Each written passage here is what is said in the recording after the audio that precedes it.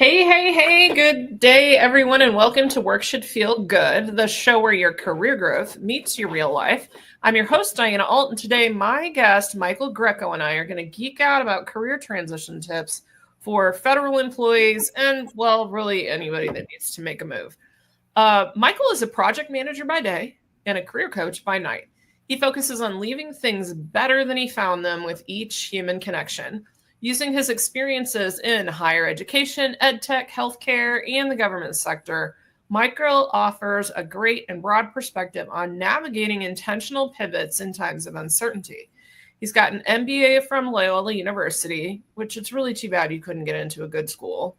Holds PMP and Agile Certified Practitioner certs from PMI, and has numerous credentials and accolades focused on career coaching and resume writing. Welcome to the show, Michael. Thanks for having me. It's exciting to be here. I'm very glad you're here. So this is a very timely question. Yes. Last week, you and I were at a conference that you had to leave early because Tech Week. This week is the performances, right? That is correct. So last night was opening night of our musical. So I'm in a production of a musical called Next to Normal. There's 6 people in the cast. It's like 90% music. So last week we were running through shows, and now we're doing it live this weekend and next weekend. So it's been a blast. So have you done stage work, like live theater, for a long time? That's actually where I kind of originated in a lot of things. So 6th grade, I took a choir class, and our choir teacher was like, hey, we want to do Pirates of Penzance the musical. So if anybody wants to audition, they can audition during class. So I got up and sang, and I never sang in front of my classmates before, and ended up getting the lead for that. And then ever since then, I was in a whole bunch of shows all the way up through high school. I took about a 10-year break. And then last year, 2 years ago now, there was a musical in the area I lived in when I lived in Chicago, and they were doing Spam-A-Lot. And that was a show I saw on Broadway. And I was like, I love this. I should get back into this. And my wife was so like, I've never seen this party before. You should go do it. So since then, I've been in 3 shows in the last 2 years, and they've all been shows that I'm passionate about, not just shows to do them, which there's no issue with that. But for me, I'm like, I have to love the show to be in it, invested, and spend that time and energy with it. Yeah. Thank you for sharing that. So a question I have about that is, we're talking about transitions and pivots a lot today in the unexpected. I can't think of very much other than live theater that puts you in that mode. So can you tell us a little bit about the weirdest, wildest thing that's happened to you where you had to adjust in any sort of live performance? Oh, there's quite a few. So we in don't high school, just pick one. Oh no, I have one that takes the cake for sure. Okay. So high school, I was in the Wizard of Oz. I was a Cowardly Lion. Looked so great. If you find me on Facebook and we're friends at any point, you'll see some great photos from back in the day. But I was the Cowardly Lion, and we were transitioning from the city of Oz into the forest scene where, you know, Dorothy gets taken away and swept away by the monkeys, the flying monkeys. And it was taking a long time for the set transition to happen. It was like 2-3 minutes. We're like, what's going on? Orchestra music's just playing and playing and playing. Yeah. And finally, they have everything in place, curtain up, and you just hear the curtain rips as it rises. Oh, no. Somebody put a break for one of the set pieces on the curtain, and it just tore in front of everybody. And this is opening the show. And then the worst thing I had to do was I had to act like it wasn't there. I had to get through this door. The curtain that was ripped was blocking the door. So I end up opening that door, not really thinking about the force behind it, ended up ripping it a little bit more. Then they put a chip clip on it for the rest of the show after that scene. And, you know, a couple $1,000s later, they sewed it up for the next. Oh my gosh, that's wild. It's amazing what you can do with a chip clip. It's wild, right? So I have had all my headshots, virtually every headshot I've ever had done for my business even before I really was full-time in my business, is by this same guy named Brian Engel. He's amazing. Yeah. And he's constantly like, the first time I went in and he's like busting out chip clips and like the other, like, there's like the 2 or 3 kinds of clips the man had. Yeah. He's like fixing my clothes. I'm like, bro, what are you doing? We're not friends like that. What are you doing? And of course it was all right, but I made him take pictures in the last shoot of me pointing at the clips because I was like, awesome. I want pictures of like what goes on behind the scenes, because I think sometimes people think I'm big into like we're not perfect, so let's exactly like we're perfect. So you're a busy guy. Another thing I was curious about. So I do LinkedIn stalking and other stalking before I bring people on. Because you and I know each other from like a career certification class that we're in, but we don't know each other that well. I noticed that you were an election judge in Cook County. I was. So talk to me about what led you to decide to do that and what you learned from that experience. Because that's a whole, like, you get exposed to a whole different set of people when you're in that kind of role than you do when we're in our like white collar corporate knowledge worker life. Totally. Yeah. So it was something I did for a little bit when I lived in Chicago, because everybody comes to talking about election interference and transparency with voter fraud and all these different things going on. And I sat there and I'm like, this really can't be the case. And I figure if people are going to talk the talk, then walk the walk. If you don't know the knowledge, go immerse yourself in it. So there was a sign up for it, and I signed up for it, attended some classes, and I ended up sitting through a couple of different elections to really learn the process. I got trained on how the machines work, on the different policies and procedures that are supposed to happen when electors come, or if they, you need to close the tabulator at the end of the night, and what's connected to this and that, and all these different pieces into there. So I got to do that and really learn the process. And when people were able to come back and maybe make some of those conspiracy theories, I was able to say, well, actually, no. And I have this experience here. This is actually what it's like. And we have our manual that goes along with it too. So not that I'm like going. You've been working in tech adjacent with your project management. So exactly. You kind of know more than the average bear. Right. So it was interesting because, at this place that I went to for the elections, there were 4 of us there, all from different walks of life. Like, I'm a project manager. Then you have somebody who's working as they worked at a McDonald's. There was another person that worked at a company for sales. They were selling like novelty items to people. So there are people, and then there was a guy who was retired. Like, there are people from so many different walks of life. And, it seems like something that, a lot more people, I think, should do, because you do get to find the ins and outs of the process, and you're kind of doing a civic duty in that way, which I think kind of relates to our topic today a little bit more too. Sure. I had a client named Amy who took an early retirement, or like voluntary severance. She's too young to retire. Yeah. But she took one. She's living in Des Moines at the time. And this was right. She took the package right before the pandemic. And then the pandemic started pandemicking. And she's an extreme extrovert. So sitting at home wasn't working for her. Right. And she ended up choosing to do 2 things that I've always thought would be interesting. Ooh. One was election judge. And she ended up, because she wasn't working, she was able to devote more time. She ended up actually being like the main point person out of the temp workers for all of the absentee stuff. Wow. Which was interesting to learn about. And then she also did census work. Yeah. She did canvassing for the census, which is funny because you hear people talk about that and they're like, that sounds dangerous. Like, when did we lose the ability to knock on a door? But train them on like precautions to take and how to handle things in different circumstances. I thought it was cool. I tell you what, though, from what I hear, that census work pays really well, because we would have people that would come and recruit to us, and people would be like, you should take a look at that. I'm like, okay, like I just asked her what she made. Yeah. Because in my head, because election judge, I've known people that have done like the election judge for the day thing. Yes. Which was more normal. Someday I'm going to do that too. I haven't been able to yet, but yeah, definitely recommend. Yeah, and they're like, we don't get paid very much, but there's different roles in the whole thing, so very cool. Sure. So you've done a lot of pivoting. Yes. Recently and other times in your career, because you've worked across a lot of different industries and roles. What do you consider the scariest pivot that you ever had to make, and kind of what led to it? Tell the story around that pivot, where you were at, what led to it, what made it, exciting, scary, whatever, and where did it take you?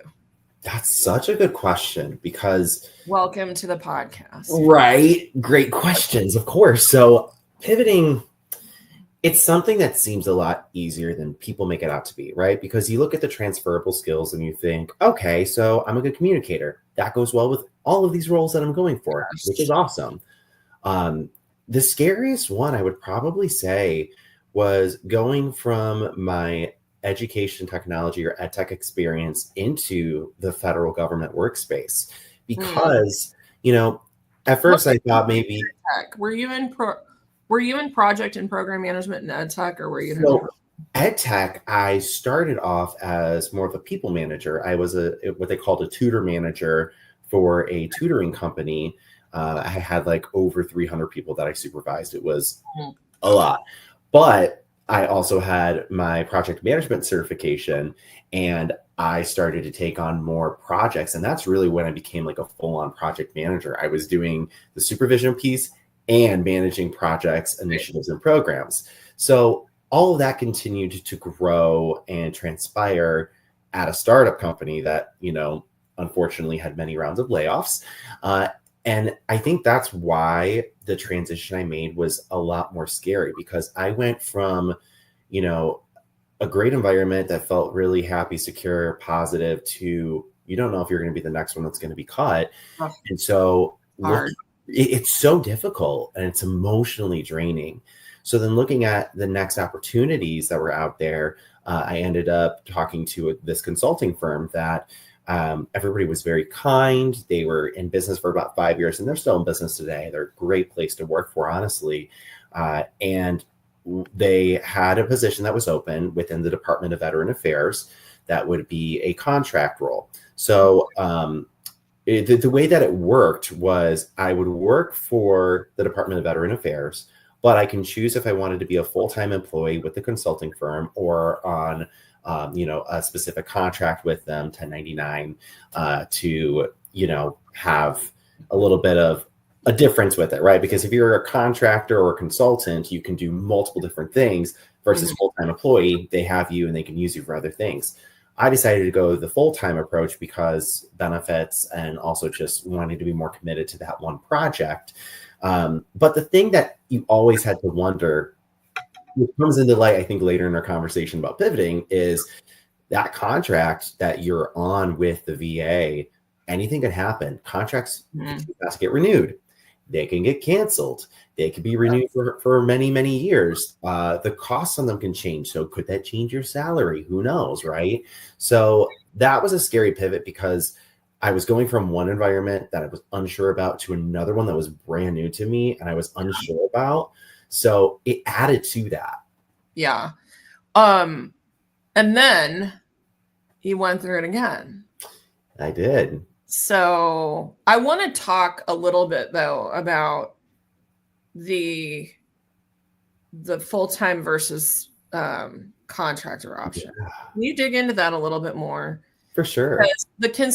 I think a lot of people are confused by that. They don't know what it means. They don't know the pros and cons. All they see is, well, this one has benefits and this one doesn't. And really, from my perspective, like, it's all clerical. Because if you understand it correctly, benefits don't matter if you know how to price your contracting services or negotiate for that. Exactly. So what went through your mind, and how did you land, a little more detail about how you landed that full-time was right for you? Yeah. So definitely in our household, right? My wife works, she was full-time, she was hourly. and she had a company that she worked for that had benefits, but the benefits were really high cost. What did she do? What does she do? She is a graphic designer, so she works at Fast Sign. So there's multiple different franchise locations. So she's been there for probably about 3 or 4 years at this point as a head designer. She does a lot of production stuff as well too. So she gets her hands. You know, I work from home and she's in person working with her hands all day. So yeah, it's definitely like two different stones here. So basically, she had very expensive benefits, I'm hearing. Yes, because of the fact with, franchise locations, it's not the main organization that's giving people the benefits. It's those individual locations. So sure, 5 to 10 people, that's going to be quite a bit of a cost, right? Versus the company I worked at before, over 500 people, your costs are going to be a lot lower because there's more people using those benefits. So because I was going for a consulting firm, they had benefits because of the fact that they had 30 to 50 people working for them. So their rates were pretty good, not as high as my partner's. So immediately looking at that, and then there were also some other pieces too, with retirement and just some of those other considerations that you can get with you can look at getting some of those pieces with the contract. But I just felt that looking at the cost in between my partner and I and what we wanted for the future, it seemed like a more long-term benefit for me. And also looking at the scope of work that I was assigned, I was going to be on a team for quite a bit of time. So I wasn't interested in looking at doing other things or other projects or taking on extra work, right? Got it. You wanted to immerse yourself fully in the new endeavor, which makes a lot of sense.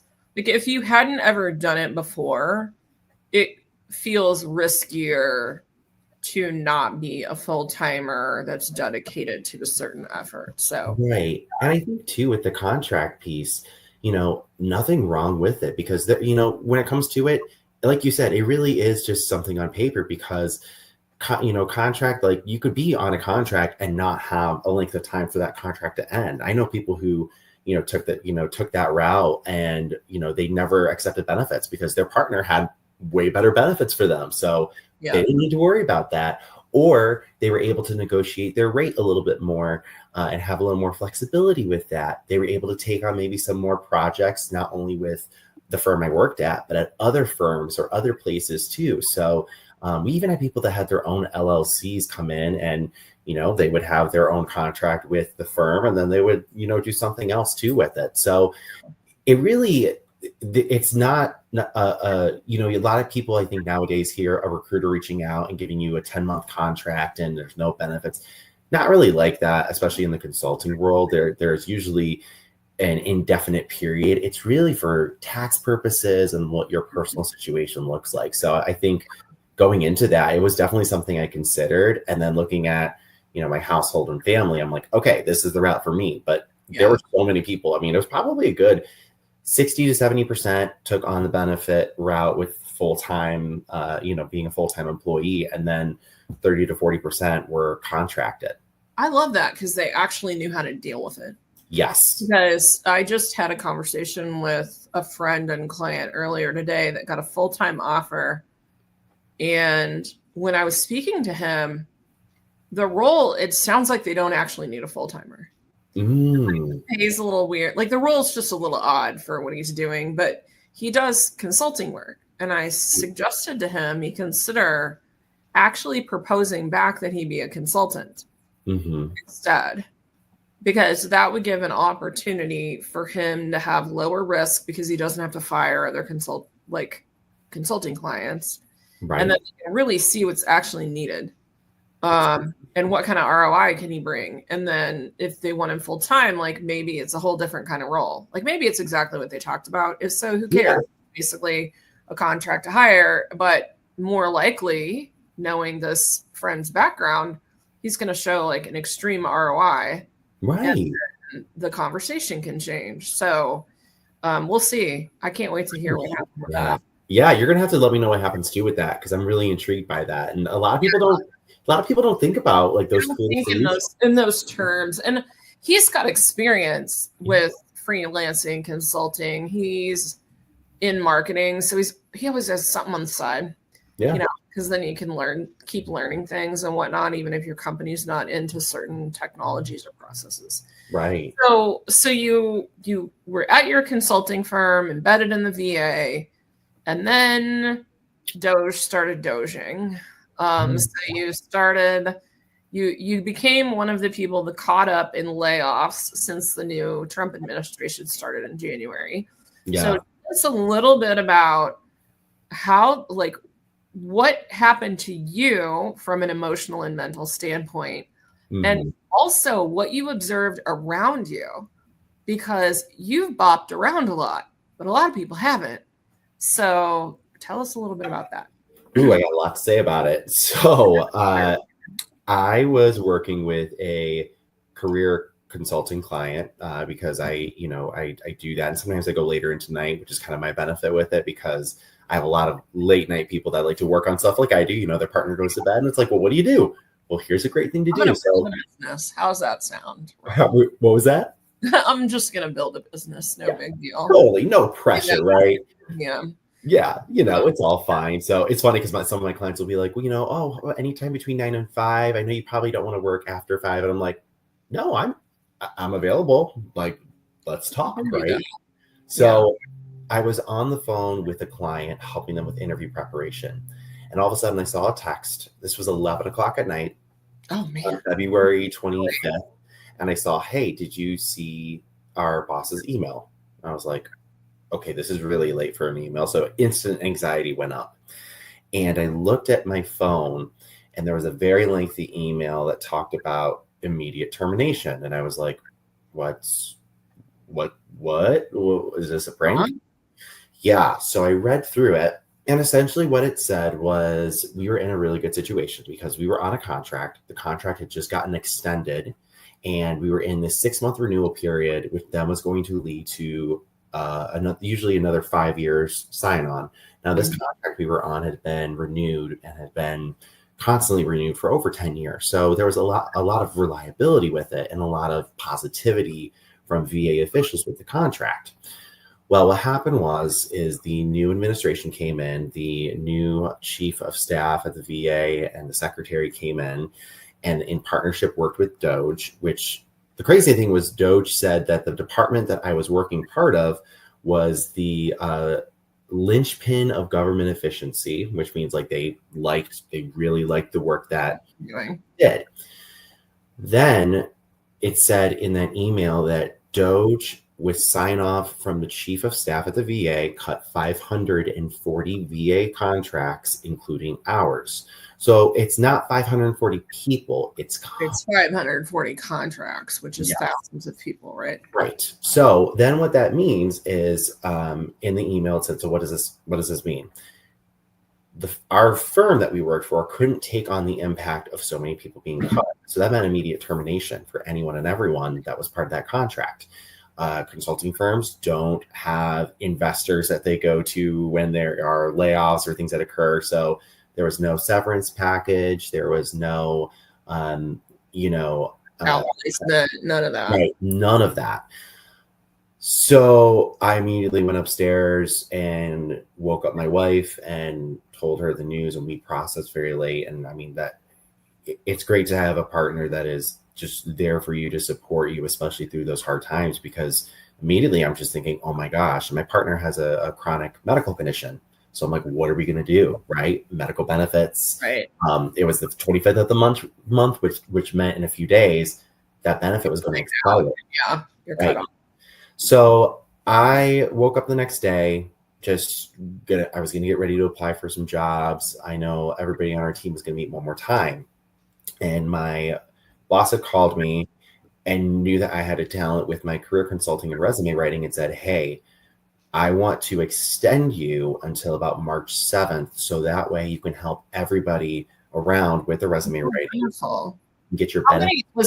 Was that February that you got the news? I got the news February 25th. And you got to stay a couple more weeks to help your people. And I got to say, yep. So I got to help them. I gave them free resume writing, free interview preparation, all of that, because my supervisor at the time was paying me for 1 extra week. So there was 2 extra weeks. So, extra paycheck. That also extended our benefits until the end of March. So for those that dipped into the Cobra sphere, Cobra is insanely expensive. So I was very grateful for that, because that meant, I ended up getting a role, like we said, at CVS now. Our Cobra was only for a month rather than being 2, possibly 3. So, it was very, very stressful. And I think immediately you feel like a failure, because you're like, I don't have these benefits. I had a really great job and a really great opportunity, and it just immediately got taken away. But then you also know the political malice that is behind that. And, at this time, we were seeing cuts all around us from people within the VA, within other areas of the government. And then we were seeing court orders saying that people needed to come back. But none of it applies to contractors, because once a contract is done, that's it. So I actually, I do feel for federal employees. Which is why governments try to privatize, and they try to hide that they're doing it. Yes. Because the same rules don't apply to contractors. And what was happening quite a bit too with it is that they were saying they're not making cuts to things that are going to support veterans. And the problem is all the work that we did. I worked on a team that supported veterans fraud and scam evasion. We created websites to help with reporting. We linked with other agencies. We created a call line for veterans to call in and get support, and they were calling in. All of that was just stopped. So there's definitely a lot of the political pieces we can go into, but it was just gut-wrenching. So, we could frustrate ourselves all day talking about the politics side of it. I'll just get mad if I go into that. And we should feel good. For you, before we get into your transition to your new job, were there people that you had worked with that you were helping with their resumes and whatnot, that it had been like 10 plus years since they had to look for a job? Totally. I had people that they had been with the firm we were at for about, 4 or 5 years since the firm started. I had people that had worked with the CEO previously. So it was a lot easier of an in versus you having to have a resume and be a brand new face in the space. Yeah. That just graduated and this was their first job and they just finished. So there were a whole bunch of different people that I had to support with it. And I even went up to, LinkedIn optimization and making them look good there, trying to post jobs and share connections. And, what I did was I created a whole shell for them that was a whole bunch of different resources for support. So if they needed something like LinkedIn notes to reach out to a recruiter, they could have that. Thank you. Can we dig into that in a minute? Because the first thing I want to get into is the psyche. Yes. It's like, we'll talk about all the tips and tricks, I promise, because you're a career coach. We learn from each other whenever we do stuff. So I want to make sure I'm focused on that. But the psyche of the people that you were working with, especially the people that have been a long time, can you describe what you were seeing? Because you had your own feelings. Were they the same? Did you see some difference? Did you see more scaredness because you'd only been there for a little while? Let's dig into that. That's such a good question too. There was shock. Everybody was shocked, but they weren't mad at the consulting firm. Yeah. Because, our CEO handled it so well and beautifully. And he truly cared about each of the people. It was a family business that he was running. He wanted everybody to feel part of the family. So this was one of the first layoffs I personally experienced where I said, you did everything honestly as well as you could have. Right. People were coming in, they were mad at the situation, right? But they had connections and people to reach out to that they were already starting to. Some people looked at it as a way for maybe an extended vacation. We had a few folks who were, who've been there for a little bit and they're like, I want to take a month of just not working. I'll collect my unemployment. My last paycheck's coming in the next few days because we were just finishing our last pay cycle. So I surprisingly didn't see anger or resentment. I think there was probably one person that felt that way, but they disengaged earlier than that. So, but when it came to the people I supported, they were very grateful for the free help and support. They were just looking forward to the next thing. And I would process with them of what that looks like. Yeah. Honestly, it was a lot more motivational. Like you couldn't sit there and feel so upset and angry because you're like, you know what, these people are determined. This is a great group of people. I And feel like it's really interesting. And I love hearing about your observation, because the big difference between what you and your colleagues experienced and what we hear from a lot of people is that your company decided to commit to supporting them. yes, So whether they had to go off payroll, but then still have access to Michael, like all those right. details aside, like someone acted like they gave a crap. They And did. the thing that I see from a lot of people, I've the two big areas where I've seen a lot of people in my inbox Yeah. were some people that lost federal jobs. Not as many, because I don't work in that space. I've never been a federal employee, so I don't Yeah. claim that as top expertise. But there is a company called Cerner that was in Kansas City, and they got bought out about 3 years ago by Oracle. Mm. And so the culture changed a lot, and they've also had a lot of different layoffs and things. So I worked there years ago. I worked there from 2002 to 2006.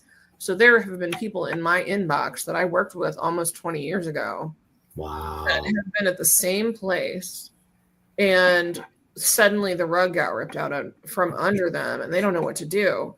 And an interesting thing about that company is how ill prepared, like the way that they did their culture was huge on internal transfer and promotion, which Yeah. I like. But no one ever learned how to communicate outside that company what their value is. They used a lot of weird job titles. They did a lot of stuff that didn't necessarily translate, unless you went to one of the few direct large healthcare IT competitors. So Right. they felt lost. And there was also more embarrassment around it, because there wasn't something as clear as, well, like the powers that be just canceled all the contracts, so clearly we can't keep you. We're a consulting firm. It felt more personal and like, did I do something wrong? Yeah. Which is really hard. You and I both have the ability to empathize with different layoff experiences, because I went through 3 layoffs in my corporate career. The first 2 were during the tech wreck, like early in like 2001, 2002. I was young. My parents, who both worked in education for decades, they were in higher ed at the community college level, are like, what did we do wrong? Our kid can't hold a job. You know, like they didn't really mean that, but they were just didn't believe that could happen because they'd never seen it. Yeah. And then in 2012, I got laid off from a company that I was about to quit with no job. I needed a break really bad. So I took that severance very happily. Like, that is kind of a blessing in disguise. that was really cool. That was really cool, because I showed up one day and they basically laid me off. And then another lady that was in the product management team got laid off too. And she was distraught because she had 3 kids in college. And I was like, wait, I don't have to come here and you're going to give me money? Like, Yeah. let's do it. Okay. For sure. Yeah. So you pivoted again, and now you're at CVS Health. I am.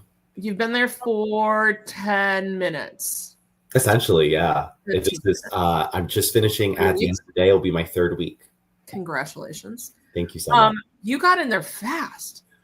So you did a 6-week job search, if I remember right. That's correct. This is highly unusual. Like, guys, even if you hire Michael or I as a career coach, like neither of us are going to promise you a 6-week job search, but they can happen. So talk to us about what drew you to CVS in general, just about the company. And then let's talk about the process you went through for your job search.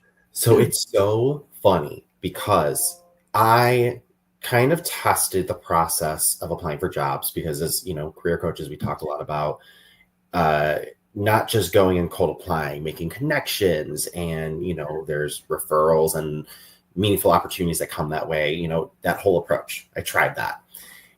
And this was the first day after I had lost my job. I was on LinkedIn. I saw a posting and I said, you know what? I'm just going to try off of LinkedIn to apply for this job and see what happens. Obviously, the CVS Health posting routed to the website, and I got a call the next day, and they were interested in interviewing me. And I was like, okay, cool. So I had this experience, and then I had another one that I had interviewed with previously for a different role, a different place, but I hadn't in with the recruiter. So we talked, and, I was starting to go on in those two processes. Then as I started going through everything, I started reaching out to more recruiters, had some informational interviews with people. I ended up having about 8 to 9 roles, including CVS, where I was a candidate for. Nice. And yeah, so not just like I dropped it into the ether, but you were actively talking and doing various stages of interviews at 8 to 9 companies. Definitely. And you're in program management, delivery stuff, right? Yeah. So I basically do anything with project management, program management, and strategic goals, your OKRs, KPIs, key performance indicators. I do all of that. So I was looking at a lot of those roles, and what started to happen as I had 8 or 9 of those different options there is it started to dwindle down, even though I'm still applying for things and I'm getting a lot of rejections because the market and also cold applying that does get you there a lot. There was one thing or another that I didn't have experience wise in my past that they were looking for. So it went down to 2 opportunities. One of them was CVS, and then the other one was a nonprofit organization, but with a more junior role. And I liked my first and second interview with CVS. I really liked a lot. So as time went on, it was kind of like when you're going in college for like fraternity or sorority life, and you're getting matched with an organization, and you're like, I really hope it's this one at the end, and then it ends up being that way. Yeah. It just ended up being that way. I remember them saying that there would be a 3rd round interview with like 2 or 3 people. And I had that interview on a Friday. So I was like, okay, this is a good sign. And then I got my offer first thing Monday morning. It was 2 days after my birthday. So very cool. My experience is very untraditional because of the fact that the job I ended up getting was from a cold apply, which doesn't happen often. So here's the thing. I think this is incredibly important to talk about because there are a couple of recruiters that I love to follow on LinkedIn. One of them is Amy Miller, and the other one is Kristen Fife, I think is her last name. Yeah. And they both are at Google now. Anyway, they talk about how, like, yes, use your network, but every once in a while, Amy in particular will give some stats that says, look, of the however many people were hired last quarter or month or whatever, this percentage of people came from just applying off the website, and this was referrals, and this was internal promotions or whatever. And there are people getting jobs. So I am a big believer. I have very little patience, unless we're talking like C-suite level, like SVP level. I have very little patience for people that act like you should never apply online. I'm a big believer in multi-pronged approaches with the 3 prongs. I agree.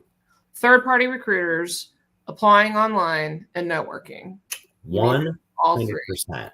And I tried all of that, and that honestly was so helpful because instead of going through a search and just sitting and waiting, I had things going on. So I wasn't just sitting and applying all day because I had that 3-pronged approach, and it also made it a little bit more exciting because you're talking to people a little bit more versus just looking at a screen all day.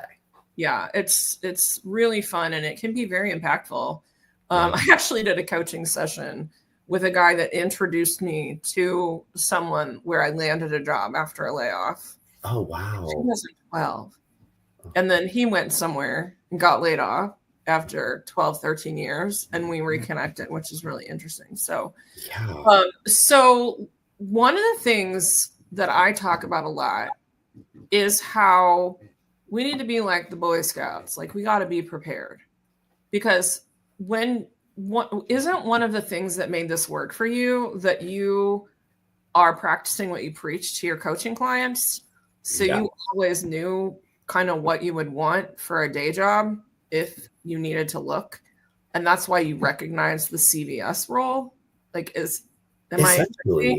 No, I mean, I always have a phrase that I use. if you don't know, then you just like search Indeed for your job title. And You know, I found Indeed, and this is no shade on Indeed, but I think it was helpful.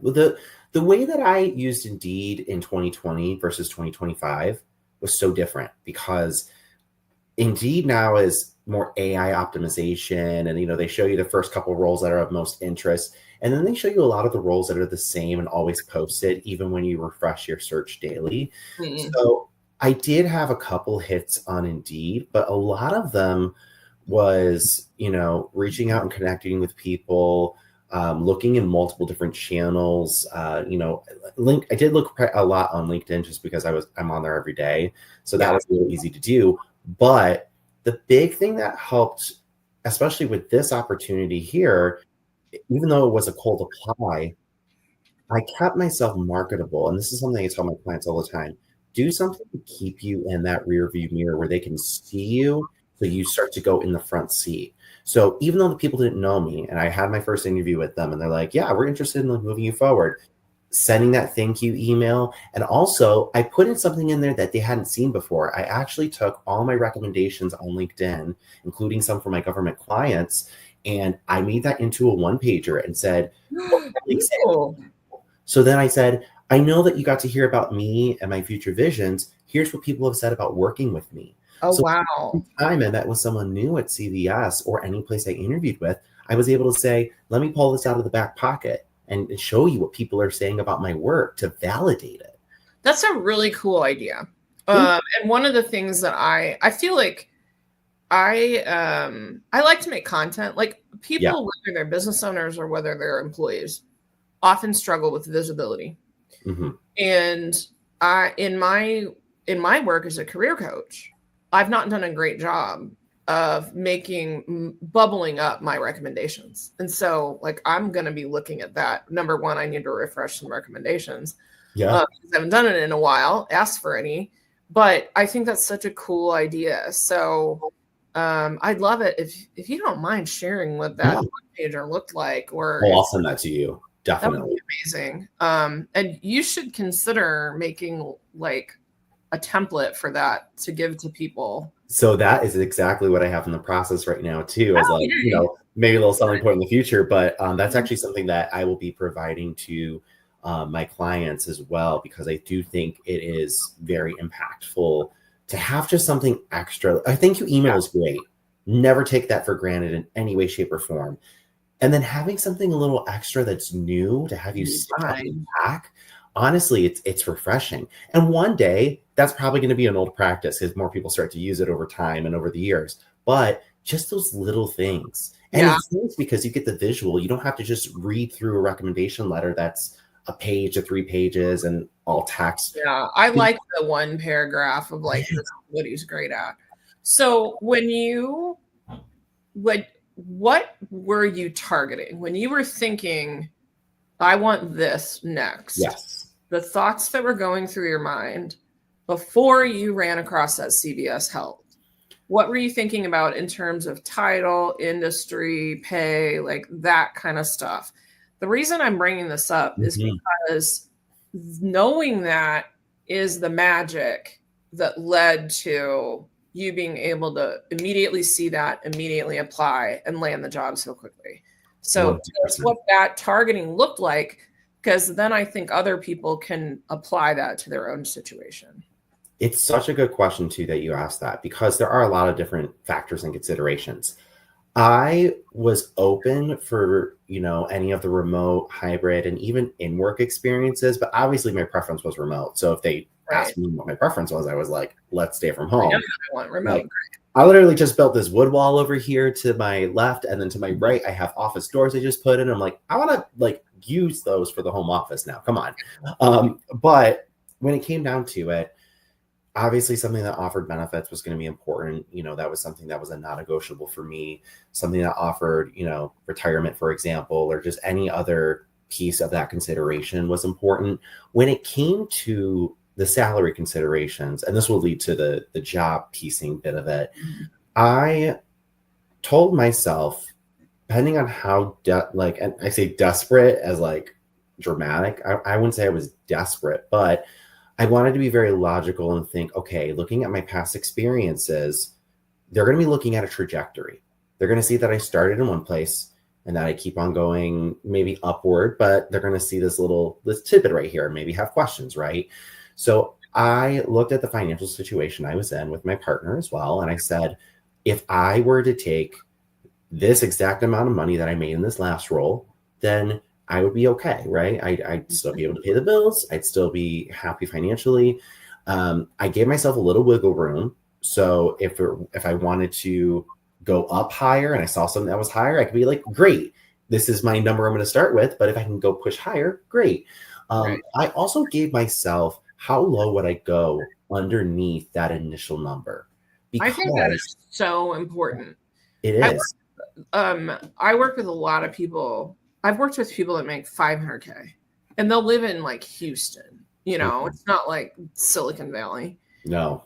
And I've worked with people that were trying to exit oil and gas because they just were tired of the industry and they were making $500K because they were consultants in oil and gas in Houston. Yeah. Petroleum engineering backgrounds and the like. And they often got stumped when I said, well, what's your walkaway number? Yeah. How much do you need to have a good quality of life? And if you don't figure that out, then you just think the lowest I can take is what I had. But when you're earlier in your career, because you're what, early 30s, 30 something? I just turned 30 about a month ago. Okay, so you're 30. The way that you look at comp at 30 is different than the way you look at it at 40 or 50. And most of my people that I work with are like late 30s to early 50s. So yeah, it's a big deal because asking people that are trying to go up on comp, what could you handle? And sometimes I ask it as, what could you handle for 2 years? Yeah, that's a good point too. Because if you can go and just make sure that you are employed, networking, using your skills, growing your skills, even if the pay is not wonderful, if you can handle it financially for 2 years, then you know that you can start figuring out what moves do you need to make either in your company that you're currently at or afterwards. So. Right. And that kind of led to the titling piece too, because there were some roles that I looked at that I'm like, okay, this is just exciting. It's like at the same level I'm at as a project manager. So then I was able to take my range and think, okay, they have the lower end on there, but maybe some room for meeting in the middle or going higher. Am I good with this? Am I not? It was able to help me understand if I want to walk away or not. So there was that pronged approach of looking at project manager roles, program manager roles. And because I had an experience supervising people, I did take a little dip into HR, but preferably HR roles blended with project management. Right. That was like my HRIS program manager kind of thing would have been exactly. There's actually a role that I had applied for that was it was a human resources project management team lead, and I was like, okay, so it's literally all the things that I would love. It didn't work out, which was okay, but I essentially looked at that. And what was really important for me to understand was if it was increased responsibility, then I could think, okay, so I have my base number. Now I want to try to aim a little bit higher and go at least 11% more than what I made in the previous role, knowing that it's going to be a step up in that trajectory. Yeah. Usually, if you feel like it's good with the company and you use your salary negotiation skills, you could probably get more than that, but it gives you a nice baseline, at least to think about the what if piece. So doing all of that and having it more concentrated, I feel like that helped me get my foot in the door more because I was able to really see project management roles and then see who worked there, what the connections look like. And that's a piece that I feel for anybody pivoting from federal work, that's kind of the first thing you need to start with. Anybody pivoting in general, but especially when it's more competitive now, that's like the golden gate to start with. Project and program management is so hard because number one, it is an area that's been hit. All the things that start with P. Everything. Program management, project management, and product management have been hit hard. And it's because the way that companies think is, especially product-based companies, is like, someone's got to write the code, guys. And so they tend to start looking at the people that aren't actively writing code first, which for many reasons is dumb, but that's not what we're going to solve today. No. So let me ask you this. Yeah. What do you feel like are the top few mistakes that, whoops, I'm putting another banner up. I like to just rotate. What do you feel like are the top 2 or 3 mistakes that people are making if they were in that federal contracting world that are trying to pivot into private sector? What are you? Oh, I got so many. So if I'm looking at the top 2 or 3, number 1, not fully understanding applicant tracking systems. For us, it feels like it's so basic, right? But when you're thinking about a federal resume is, if you're doing it right, it should be applicant tracking compliant, because you're just basically taking a Microsoft document, having some headers, and writing paragraph after paragraph or phrase after phrase. Now, what happens is those people will then take the documents and then they will convert it into a resume that has multiple tables, multiple columns, and they think it's because you need to make it look a lot more prettier, more beautiful. But then they start applying for roles and they're not getting hits. And that ends up being the reason why, because nothing is being tracked in that way. So, guys, buddy, you're okay. Al? You're good. Gotta love the dogs barking. Let me see if I can get her over here. Hey, if the dog's gonna bark, we need to see the dog. Okay, that's perfect, because she's gonna take a second. Let me just grab her. We'll make her part of the fun here. Come here. It'll be great. People like dogs, so if they're gonna bark, oh hello. Yeah, this is Bella. So she's she's my Pomeranian I rescued. Hello, the Pom that rescued. Thank you for being on the podcast. You are the first dog that's been on the podcast. Aren't you so honored? You're definitely the first. I should have had Angie Callan, our friend Angie. Yeah. Said 1. I should have had her bring Taco Cat. Oh, that would have been so on great. The show, but I didn't. So, my God. Anyway, you can tell she's passionate about applicant tracking systems. So she has. Here's what she did not like the term ATS compliant. That's what actually happened. She went nuts because it's not really a thing. So. Right. But I hear what you're saying, because like in a federal resume, this is something private sector need to know if when the federal government someday hires people again. If the job description says must be able to tie shoelaces, you have to list tie your shoelaces. We don't just assume that because you're 50 years old that you can tie shoelaces. Exactly. Also, this is the one that just kills me, because my pet peeve is a resume that says good written communication skills. Like, if you have to tell me, you clearly don't. Is kind of my take. But in federal land, you have to do that. Now, for your federal contracting job, for that job, did you have to do more of a federal format resume or a private sector format? I did not. I actually got to do a private sector resume because it was a consulting firm. Cool. And they presented the resume to the head of the contract, who was, they were also a consulting firm that was overseeing the whole thing. So that made it a lot easier. But what I did was I worked with, federal employees at the VA who had a lot of experiences. So it wasn't like I, didn't get my feet wet in there, because I would, take a look around and see what that looked like and get into there. And, I think that's the biggest thing with the pivots, is that people are going to go in and make assumptions. They're going to be like, everything has to be ATS compliant. Everything has to be, with the skills in this way or that way. And I think what it really comes down to is some of that strategy piece, but being a little bit more precise with communication, I think is really what it comes down to, because they are looking for you to cover those minimum qualifications plus a little bit. So you need to be able to do that clearly and not just have that assumption. And I think that's what happens is you have people coming out of the federal workspace going, how do I cut down this 10-page federal resume to a 1 or 2 pager? And the other thing that I see happen a lot is you're good. Oh, good. She is a little feisty, as you can tell. It's hilarious. Bella, It's I'm so sorry, Diana. Okay. We can edit a little if we have to, which I'm too lazy. I won't do. Who am I kidding? That's okay. What I was going to say too is I see from people that are in federal related work and in academia, that they think that the most important thing is the degrees and those are so certification heavy. Whereas in most of the private sector, yes, they might want that. Like degrees are really a thing in the tech industry that you and I both come from. Certs are nice.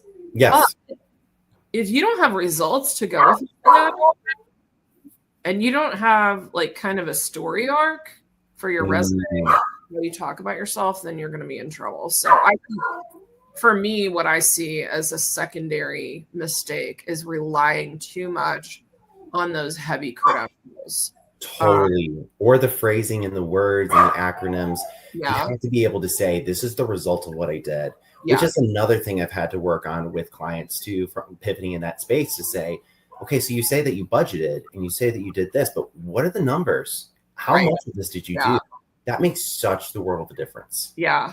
I had a really interesting client that I just did a resume for that she worked at IBM for years and took early retirement from there a few years ago. And then she found out she sucks at retirement. So she ended up going back and getting an associate's degree in healthcare tech. Oh. And so she's just looking for like an analyst role, you know. She was a principal architect like earlier in her career. Wow. I had to go back and say, like, that's for a lot of people. They're like, career gap and there's all this stuff and what are we doing? And in the case of this person, this real story was like, I got retired, and number one, I was getting retired, but number two, I had like healthcare experiences. Yeah. Well, I want to unretire and take my healthcare experiences and apply them to this kind of role. That's a powerful story.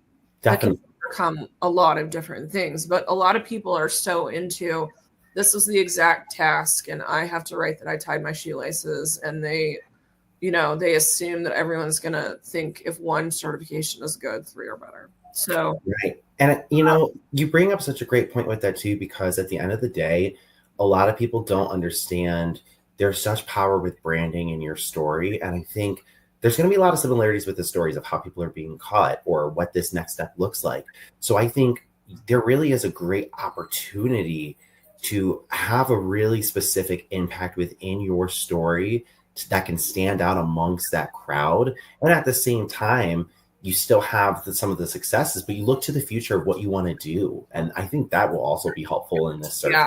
I think I refer to that like something I've started to distinguish in working with my clients is the difference between the career narrative that you want to tell and the stories that support it. Exactly. Because you tell different stories, all the same experience. This is what transferable skills is about, and we don't talk about it enough.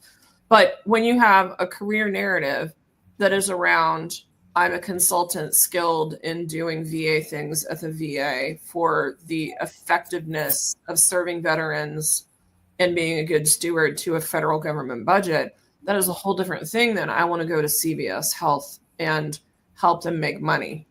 Right. Products that we create or cut costs, whatever the case may be. So definitely. We are close to being done. But what I'm going to do is a little quasi lightning round. I have a few questions I've been asking a lot of people. All right.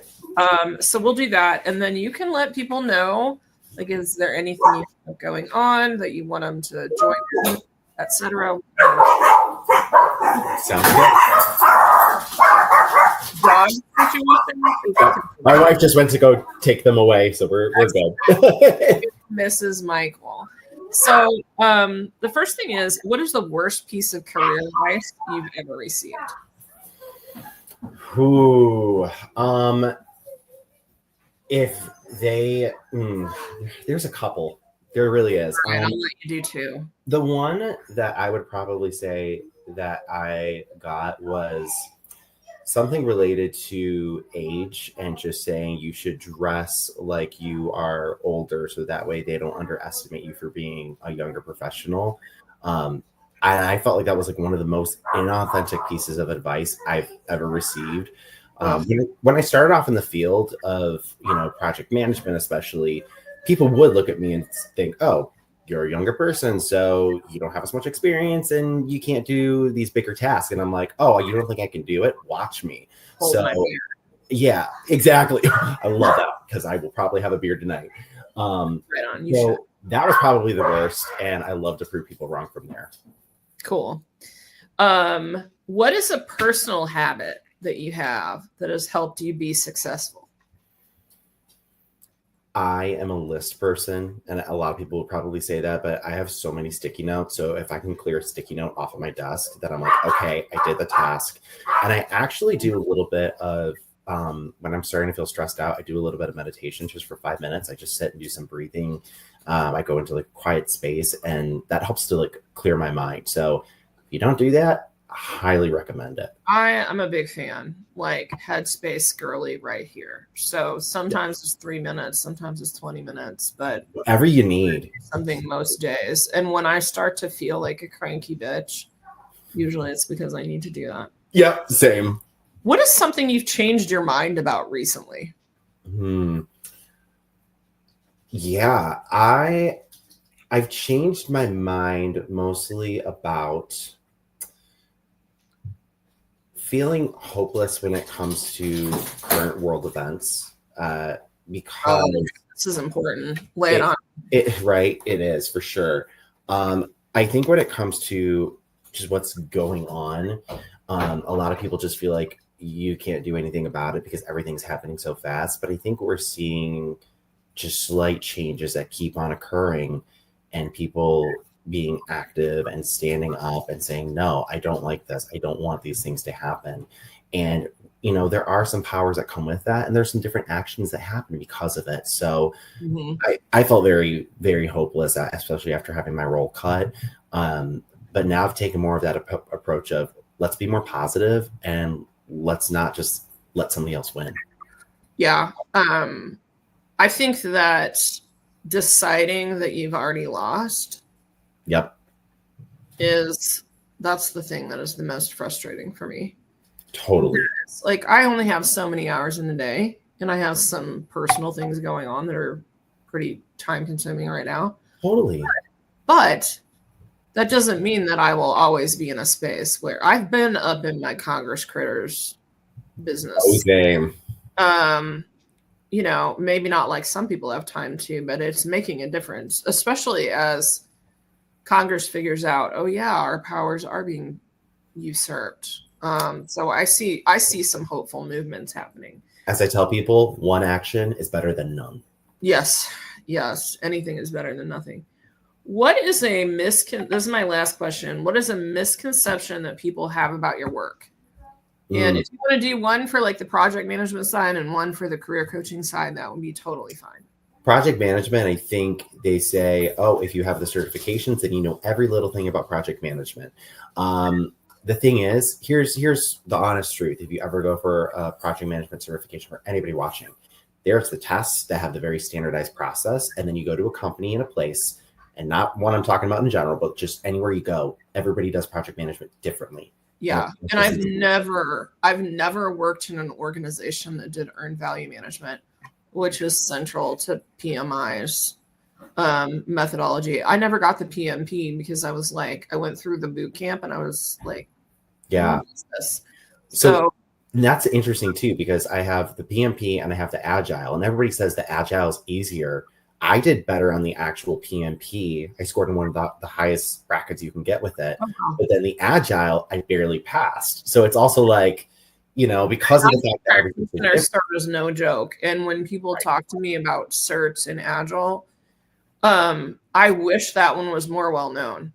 Yeah. Because it's methodology agnostic.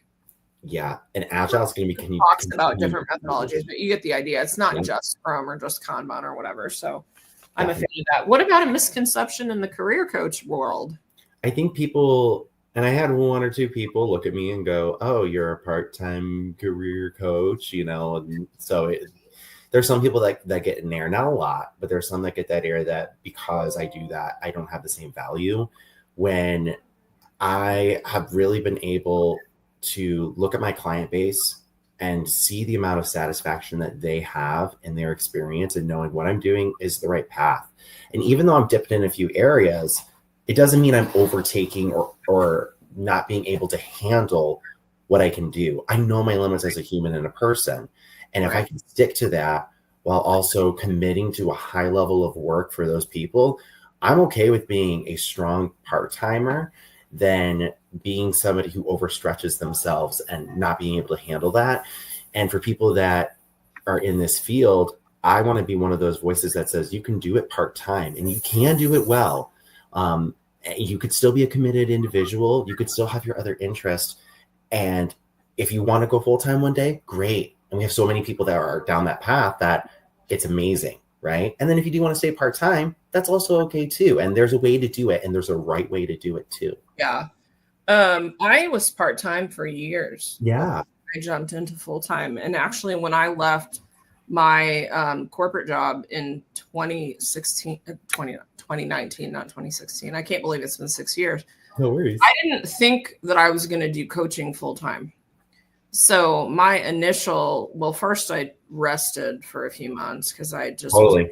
Out. And then for about a year and a half, I did technology consulting. That was over half of my revenue in 2020. And then at the end of the year, I had the option to kind of pursue extending that with a client or not do it. And I just decided I didn't want to do it anymore. So that's fair. I'm just going to give up all that income. But I'm glad I made the pivot because I like this. And I'm really good at product stuff. Like I could definitely go in and I could do a product strategy consulting thing or whatnot. I can draw on a whiteboard with the rest of them. That's one of my best things. So I love that. I did it part-time for a long time, just a few clients a year, but I was good at it. And I'd argue if anybody gives you flack about what you're doing, here's my take on why it's a value add. Number one, you actually know how it is to try to make money. Yes. You might not be trying to feed the whole house with it. You're right. People that criticize in that way have never had a lemonade stand, let alone run an adult business. Number two, you are constantly thinking about how to position people and ideas and results so that other people can quickly understand them. Doing that for clients makes it a lot easier for you to express, no, really, this risk that the engineers raise actually is a real thing. They're not just complaining. Exactly. It's something that software engineers or software quality people get kind of painted with that brush all the time. So, well, that was great. Before we go, what are you working on? Like, is there anything? I'm going to put your website back up so see about Greco Career Coaching. Is there anything else that you want people to know about? Any events coming up or tools to share or anything like that? Definitely. So in the near future, happy to share that I'm going to be starting an initiative that will be a month long. It's going to be called Resumes for Rescues. So see a little bit more information on that. But essentially what I'm going to be doing is focusing on what my writing package is and donating a portion of that to a local animal rescue, because that is very cool. It's something that's really important to me. So I'll be looking to do that. Currently debating on maybe doing that for all packages, just depending on what people are feeling about that. But I truly want to give back and just show gratitude, because I'm so grateful for not only where I'm at in life, but for the people and the support and the clients that trust me, and I want to get back to a really good cause. I feel like that's such an important thing. So be on the lookout for that on my website, my LinkedIn. I'm also going to be adding an Instagram soon as well to kind of reach a new audience there. So doing a little bit of things. I can't do TikTok. I can't do that. I just can't do Twitter. But can't do Twitter. Right. I'm like, you got to know what your strengths are. I'm an Instagram fiend, so I'm like, Okay, well, good for you. I love that. Thank And so if I'm assuming I was playing on your website earlier and I saw that you have like sign up for my newsletter. So I'm assuming if they go to your website and sign up for your newsletter, they will hear whenever that Resumes for Wrestling comes out. That is correct. Great. Well, thank you so much, Michael. I really appreciate it. Thank you. And we will chat again soon, I'm sure. We will. I'll see you on Wednesday.